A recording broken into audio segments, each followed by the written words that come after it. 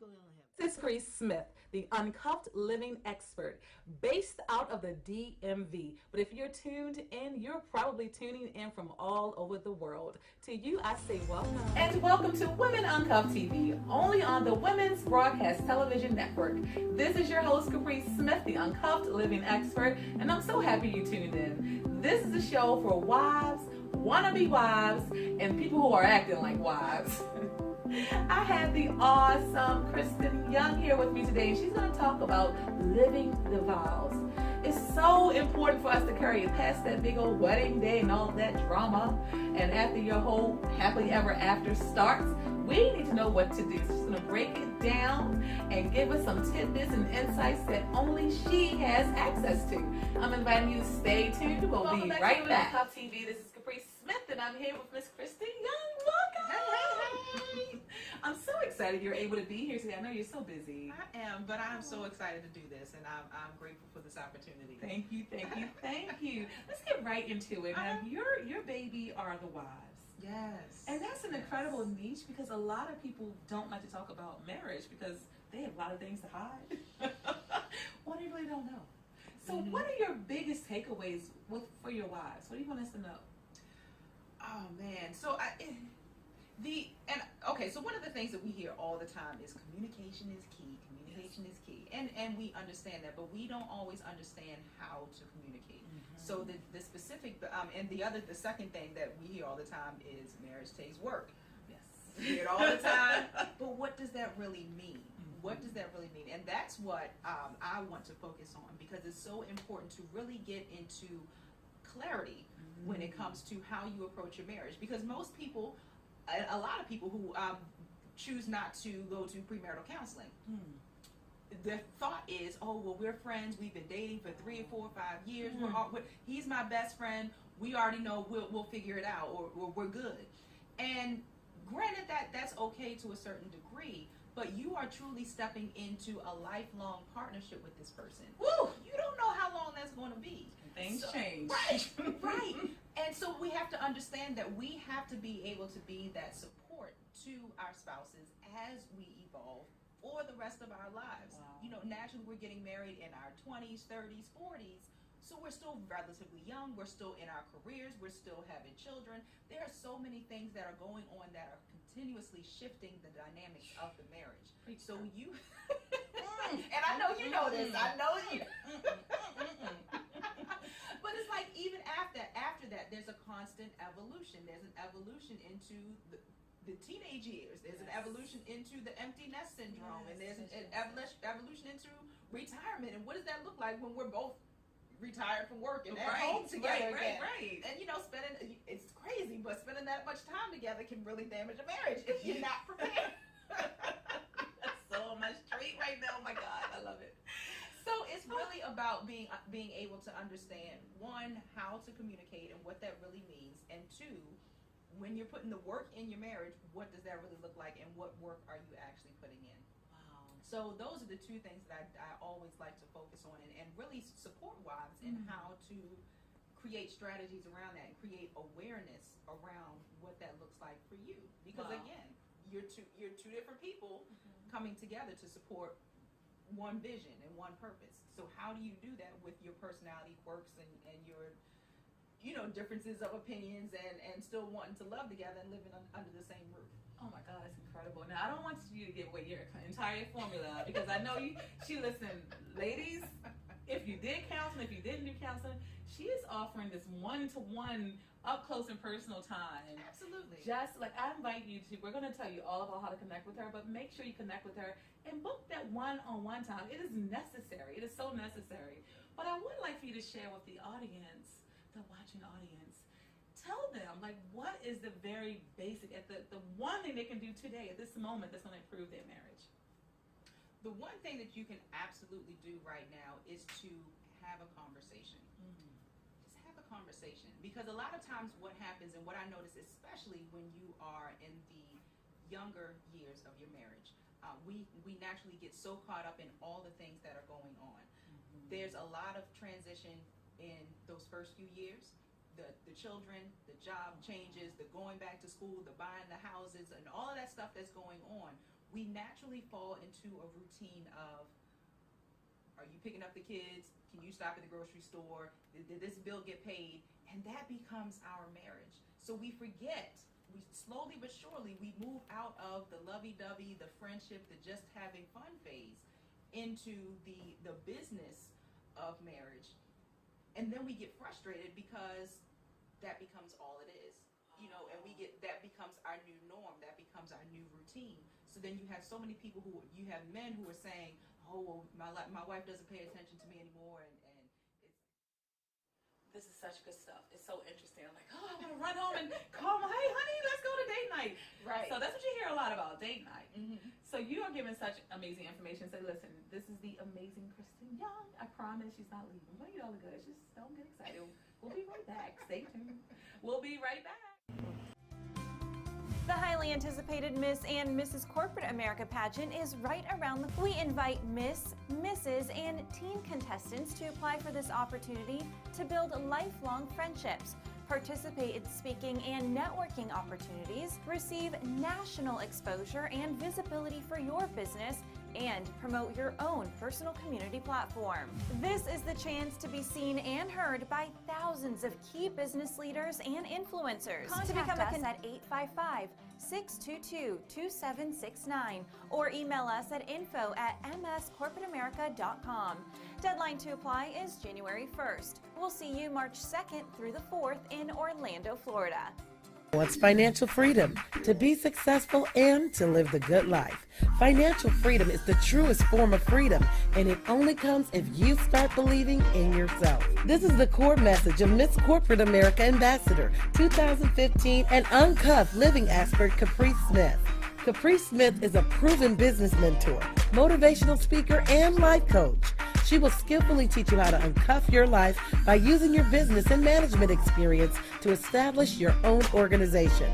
This award-winning business and life coach has helped hundreds of women set up their own businesses over the years and will help you start your business venture today and prove your life skills to the world. It's time to face your fears and overcome in order for you to secure an amazing future ahead. To uncuff your life today, visit her website.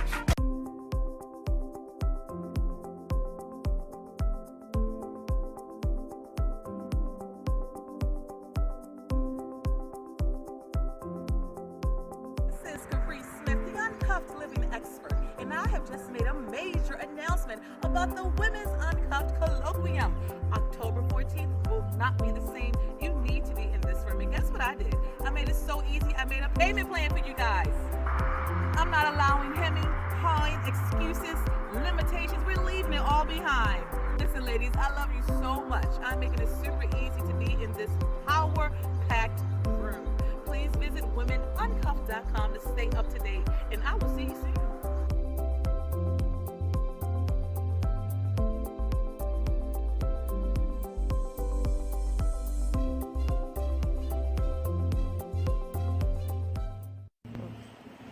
So a lot of times we find ourselves in a space where we don't necessarily say to our husbands we want them to read our minds, but that's really what we're really saying, and it's so interesting because we get so frustrated and they get frustrated, which is one of the reasons why we have so many unnecessary challenges within marriages. Because if you know yourself enough to be able to say, this is what Intrigued me. You talked about wives. So many times we hear about divorce, and what the men don't do right. And I don't want you to attack the girls, but you've intrigued me. Tell me more.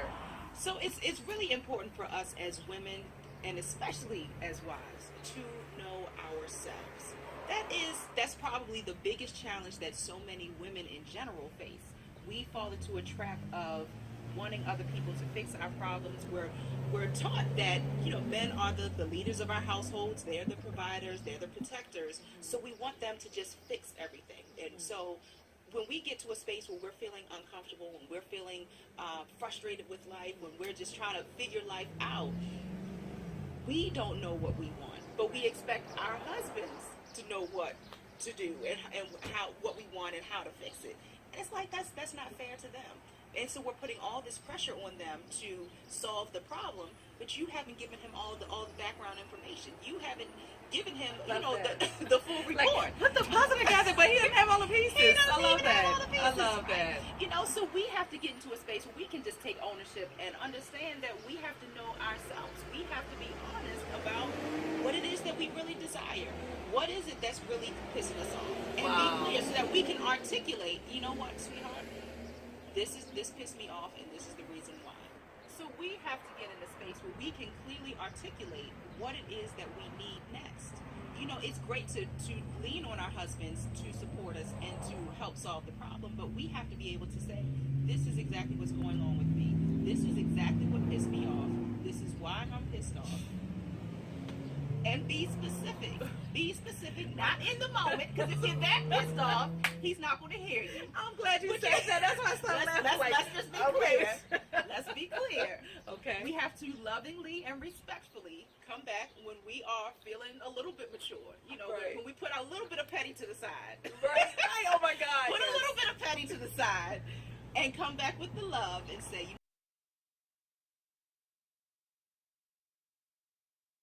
Uncuffed TV on Women's Broadcast Television Network. I am always looking for amazing guests. If you're one of them, come on and email me, inbox me. I want to have you on the show. Yes. Now, I don't want you to put folks' business in the street because I want people to still let you into their homes. But I am asking, just on a broader sense, are there some common factors that are really plaguing our marriages? Yeah, so inside of the Show Your Love series, I asked 4 specific questions or 4 specific topics, right? Mm-hmm. So we go through the whole how you met, where you met, how you knew you wanted to be together, right? And those things are usually interesting because people are all different. Yes. So, sometimes they knew, sometimes they really didn't like the other person before. They had a different conversation. They had a conversation that let you in, Okay. found out what that heartstring was for them. And then they found a connection, right? Okay. My favorite part is always the greatest lessons learned. Favorite part is the greatest lessons learned portion. And it's really because this tells me how human people are, right? So it's not just, we gallivant through the park and we have a good time. It's, hey, I had to learn how to communicate better. Yes, I was very silent. I wouldn't tell him how I felt, or I came from a family who would scream when we talked, and my partner is not like that. Wow. So the greatest lessons learned and the commonalities that I found between probably the 20 couples that I've done so far is probably communication. Amen. Holly. This fat fatty back in the double bone. Right. Yes. Communication was number 1 for everybody. Patience. That's another big one. Patience was another good one, and people kind of explained it the same way because we want what we want when we want it. Yes. Yesterday. Yes. So it was a really big thing for a lot of people to be patient with their partner because even though they may have communicated about what needs to change, they expected it much faster than what had happened. Yes. One of my couples was talking about how their first year of marriage, they actually separated. The first year? Yeah, the first year of marriage, they actually separated because it was so much going on, like so much friction. But what was wonderful about their separation was that they started to listen to themselves, their inner voice, and having time to actually look at the situation and say, what part did I play in this? Oh my God. And not point the finger, she did this, and she was always yelling, but what part did I play? Yes. And so that was like the paramount thing for me because I think a lot of times we're always internalizing things and singling out someone else instead of looking in the mirror and, trying to figure out what's going on. And it's really hard to kind of imagine what could have I possibly done wrong. Yes. I mean, I'm the victim here. Yep. So I can honestly say that throughout our marriages, there have been highs and lows, nexuses and naδιrs, low points and high points. And we always, or even more so now, realizing that it's an exchange. It's not solely one person doing things. And that's the hard part about marriage. It is. And I told my husband, when we first got married, I don't always want to look at myself. Yes. I don't. And then I don't want to look at myself through somebody else's eyes. Yes. Because then it's like the embarrassment or the shame can come after that, depending on what kind of person you are. Yes. For me, I was very private in all of my relationships, my friendships and everything. So I would do for other people, but I wouldn't let people in as much. Wow. So with him, he's a communicator to the nth degree. Right. So I have to talk. This is what I'm feeling, not read my mind and figure it out. No, it's tell me how you feel. How do I communicate with you? How do I make this work for both of us? And that's so reversed, because women, we're so expressive. Yes. Yeah. Yes. Wow. But you know what? It's because of the way that I grew up. Oh. So it's more so, and that's what another couple was telling me during an interview. Like, sometimes when you look at the person, all you're seeing is them, but you're not thinking about the trail that they have behind them. You're not thinking about past relationships. You're not thinking about what they thought, or what they were taught when they were children. Right. You don't know what they're carrying inside of them. So just because, this is my husband, or this is my wife, this is a woman, this is a man, you think that they should be at this certain level. Yes. It's not always like that. Wow. Because whatever was taught to us or done to us does have an impact. That's an impact. At some point. I think everyone in the entire world suffers from PTSD. I think so too. I think so too. We've seen something traumatic if we watch the news, but more importantly, experienced it. Absolutely. And speaking of trauma in the marriage, so how do you find that you're successful couples? How are they dealing with the past? And sometimes the past lingers past the past. Yeah. It's a stench always around. How do they deal with that? Absolutely. So a lot of my couples have said they've gone to therapy, which was great for me because, again, going back to my past, we don't talk about stuff. So therapy was like, no, that's not an option. Right. But, as I've gotten older, I have gone to therapy myself, and being with my husband is like therapy. We're always talking, always trying to figure out how do we get to the root of the problem. Yes. So I was very excited about that, hearing from other couples, like, hey, we can have it all together. Yes. So whether they were Christian couples who had gone to premarital counseling, and they're still like in some type of counseling for married couples, or they find other couples. Yes. They have a community of people that said, hey, we're going through this. Did you guys go through this? Right. How did you work through this? So I think having someone to talk to, even outside, who can be a confidant, to say, hey, I'm in your best interest. I'm not trying to break. And really mean it. Yeah, I'm not trying to break God, what's going really on. mean that. Absolutely. So you have to find somebody who can be some kind of objective confidant to say, hey, this is what's going on with us. How do you think we should proceed? This is my side, this is his side. Right. What are we doing that's not working? So that's how I see a lot of couples dealing with it. I totally agree, and I think that there are like 4 entities. There should be God. Yes. There should be the man and woman, or whatever that relationship looks like. Absolutely. And then there should be a referee, and that referee, like you said, comes in the form of a confidant or another couple. Absolutely. We find, however, that we are so guarded and in fear that someone's going to take something from us, be it whatever, confidence, whatever, privacy, that we aren't being upfront about the challenges that we're having. Absolutely. And Olivia, was it Pope from Scandal? Baddest, I love her. Like, first of all, Scandal fans, I don't want to hear anything. I love her too. Yes. But I will say, she has kind of redefined the other woman. Yes. How do you feel about that? Yeah, so external stuff to marriage, I'm not really for that. Okay. I think a lot of times we glamorize it, and I know that everyone's relationship is different. So let me say that first, right? Because some people may not have the man and woman dynamic only, and they may have something open. Okay. But that is a mutual decision. That's Mutuality. that's not Love a one-sided decision. So if you come together and you say, hey, this is what we're going to do, and these are our boundaries, and we're okay with this, then that's fine. Okay. You can't define your marriage by what everybody else says. Yes. This is what you're supposed to do, or a woman is supposed to be home, and a man is supposed to be. Listen, times have changed. Yes. Everyone is different. Yes. Everybody wants something different, right? Some similarities, but everybody is different. Okay. So I think there has to be a mutual exchange for those types of things, right? Because for us, we've talked about it, and my husband, before we got married, he told me before, I've never really been the monogamous type. That's exactly what he told me. Wow. I said, okay. So is that when you say drop kick? No.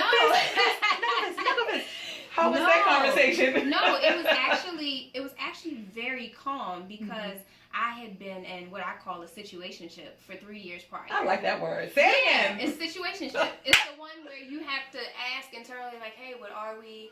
But, you're still sleeping together. You're still doing things that you would do in a relationship, but you don't have the titles. And you know it. You have the intuition that tells you, hey, this really isn't it. Yeah. This isn't it at all. So we talked through it. One thing that I dedicated to myself was to do something different. Wow. I had gotten what I'd gotten prior to him because I was doing the same exact things. Wow. So I needed to do something a little bit different. So I needed, first of all, to listen and actually hear what he was saying. Lord have mercy. He didn't say that I just want to run around, Okay. and do what I'm doing. It's just like, listen, what I heard him say was, I haven't found anybody who respects me enough to make me want to say, hey, I'm going to stay right here. Right. And so we had a conversation, and he'll tell the story, in the bed, and I'm like, hey, let's talk about goals. This is very early in the relationship. Right. We probably weren't even like officially a couple. Right. And I'm like, someday I want to get married. I want to do this. I want to do that. And I tell him all the time, I did not mean necessarily to you. This is my goal.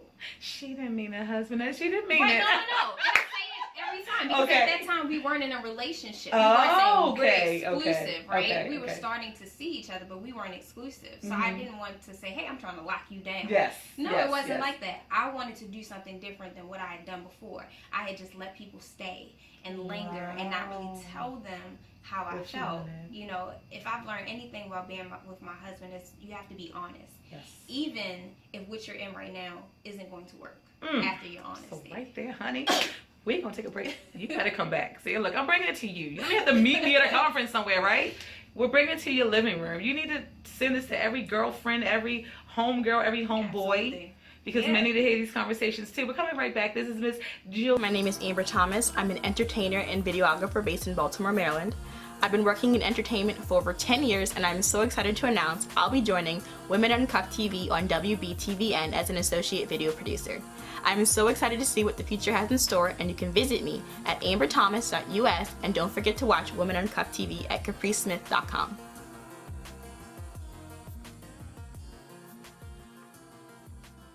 But this is what I want you to do before you go. Take out a piece of paper and write down 5 things. I'm giving you the 5 most important people within your life and your business. The first is a connection to the Holy Spirit. You need some divine connection to hold you accountable morally so that you maintain a standard in your life and your business. You need an accountability partner. You need someone that's going to check in on you and say, hey, you wrote those goals down. What action steps have you made toward them? You need a mentor. A mentor is someone that is already doing what you want to do. Someone that's at a level where you want to be. So you want someone that's going to kind of bounce ideas off of and help you find your own way. You definitely need someone special in your life. It could be a spouse. It could be a dating partner. It could be a best friend. But you need someone that's in your life that just allows you to unwind and you can relax around them. And the last, and probably one of the most important, is you need a coach. Every coach needs a coach.